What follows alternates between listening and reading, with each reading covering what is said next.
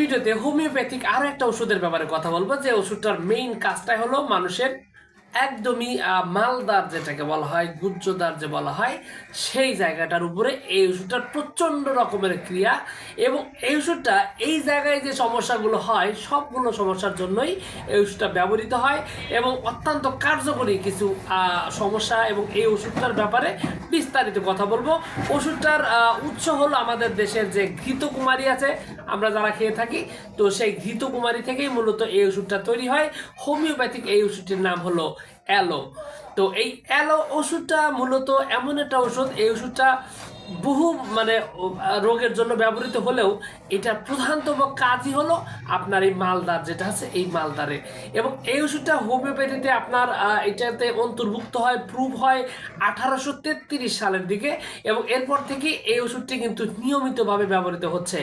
তো এই যে এখন যদি বলা হয় যেটা মূলত কি কি সমস্যার জন্য কাজ করে, তো প্রথম কথা আমি যেটা শুরুতেই বলে দিছি যে এটা মূলত মালদারের সমস্যা। মানে ধরেন একজন মানুষ রয়েছে যার একটা জোরে হাসি দিলেও কাপড় নষ্ট হয়ে যায়, পায়খানা রাস্তা দিয়ে মল চলে আসে, এবং এমনভাবে পায়খানা হয় যে তার কোনো নিয়ন্ত্রণই নেই, একদম অসার অবস্থা।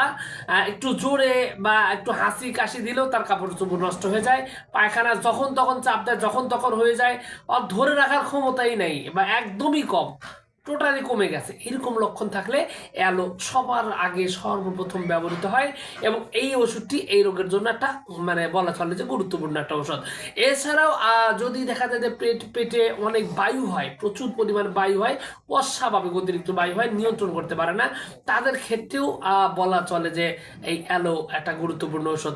এই অ্যালোর ব্যাপারে হোমিওপ্যাথিক যারা শিক্ষার্থী রয়েছে তাদেরকে এটা সহজে মনে রাখার জন্য একটা কথা বলা হয়, এটা একটা শ্লোকের মতো, সেটা হলো যে এলো আর গেল, তার নাম হলো অ্যালো।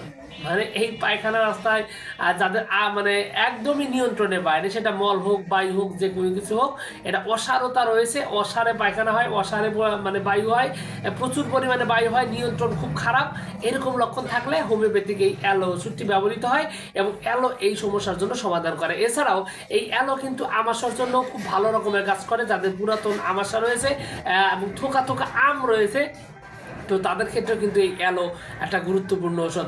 এছাড়াও এইটা কিন্তু আপনার যাদের পাইলসের সমস্যা রয়েছে, অর্শ রোগের সমস্যা রয়েছে, থোকায় থোকায় আপনার হয়েছে, আপনার কি অর্শের বলি হয়ে গেছে, আঙ্গুরের মতো অনেকগুলা থোকায় থোকায় হয়ে গেছে, রক্ত আসে, ব্যথা জ্বালা পোড়া, এই লক্ষণগুলোর সাথে যদি দেখা যায় যে আপনার এই অর্শ রোগটা হয়ে থাকে, সেক্ষেত্রেও কিন্তু অ্যালো নামক এই ওষুধটি ব্যবহৃত হয়, খুব ভালোভাবেই এই ওষুধটি কাজ করে। তবে এখানে কিন্তু আরও কিছু বিষয় রয়েছে, ওষুধের নাম বলে দিলাম আর হুটহাট করে কিনে খাওয়া শুরু করলেন, বিষয়টা কিন্তু এরকম নয়।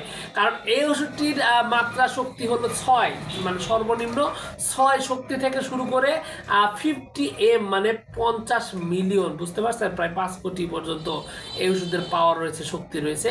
তো এই ওষুধটির পাওয়ারটা নির্ধারণ করতে হবে আপনার বয়স, আপনার শরীর, আপনার মানসিক, শারীরিক এবং চারিত্রিক যে লক্ষণগুলো রয়েছে সেইগুলোর উপর নির্ভর করে মূলত এই অ্যালো ওষুধটি ব্যবহৃত হয়। তো এক্ষেত্রে আপনাকে যে কাজটা করতে হবে, অবশ্যই একজন অভিজ্ঞ, ও আপনি যদি একজন যদি হোমিওপ্যাথিক প্র্যাকটিশনার হন, তাহলে তো আসলে এটা বুঝতে পারছেন এটা কী রোগের জন্য ব্যবহৃত হবে। তবে রোগী যদি হয়ে থাকেন আপনি, তাহলে আপনার সরাসরি এই ওষুধটি কিনে সেবন করা উচিত নয়। যদিও নতুন রোগ হলে সেটা ভিন্ন কথা, অল্প স্বল্প সমস্যা হলে সেটা ভিন্ন কথা, কিন্তু পুরাতন রোগ হলে আপনাকে এই ওষুধের সাথে সাপোর্টিংয়ের প্রয়োজন হতে পারে। এই ওষুধের ব্যাপারে, আপনার রোগের ব্যাপারে বিস্তারিত জেনে বুঝে তারপরে আপনার এই ওষুধটি সেবন করাটা উত্তম। তবে এই যে আমি বললাম মালদারের সমস্যাগুলো রয়েছে, এই মালদারের এই সমস্যাগুলো সমাধান করার জন্য অ্যালো একটা অদ্বিতীয় গুরুত্বপূর্ণ একটা ঔষধ, খুব ভালোভাবে এই সমস্যাটি সমাধান করতে পারে, খুব সুন্দরভাবে সহজে সমাধান করা একটা শ্রেষ্ঠতম ঔষধ। তো যা হোক, সবকিছু মিলিয়ে এইটুকু ছিল আজকের ভিডিও। আশা করছি পুরো তথ্যগুলো আপনার কাছে অনেক অনেক বেশি ভালো লেগেছে। আর যদি লেগে থাকে অবশ্যই ভিডিওটিতে একটি লাইক দেন, আর চ্যানেলে যদি প্রথমবার এসে থাকেন অবশ্যই চ্যানেলটি সাবস্ক্রাইব করবেন। কোনো প্রশ্ন, কোনো মতামত, কোনো অভিযোগ থাকলে অবশ্যই কমেন্টস করে জানাতে পারেন। তো ভিউয়ার্স, আপনাদের সকলকে অনেক অনেক ধন্যবাদ। আসসালামু আলাইকুম ওয়া রাহমাতুল্লাহ।